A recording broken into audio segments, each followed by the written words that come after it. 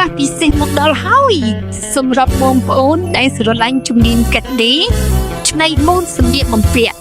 បុរាណសម័យបុរសនារីហាងរាស្មីសួរកាត់ដេរយើងខ្ញុំមានបើកបង្រៀនវគ្គថ្មីទទួលទាំងសិស្សបុរសនិងនារីនៅក្នុងវគ្គនេះ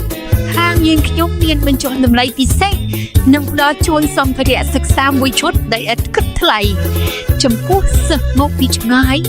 ហាងផ្ដល់ជូនកន្លែងស្នាក់នៅផងដែរបង្រៀនដោយនាយិកាហាងដែលមានបទពិសោធន៍យូរឆ្នាំទាំងបង្រៀនទ្រឹស្ដីនិងឲ្យសិស្សអនុវត្តផ្ទាល់ដូចជារចនាម៉ូដវាស់គូពង់កាត់និងដេរលើសាច់ក្រណាត់តែម្ដងបន្ថែមជាងនេះទៅទៀតមានបង្រៀនម៉ូដសម័យបុរាណអាវកោដុកកោតាំងអាវអង្គរៈសម្លៀកបំពាក់ចូលរួមពិធីផ្សេងនិងបង្រៀនពីរបៀបដិតម៉ូដស្អាតនិងថ្លៃដែលឥតគិតថ្លៃរៀនមួយចេះមិនកំណត់ពេលចប់ការសិក្សាសិស្សអាចធ្វើការនៅហាងផ្ទាល់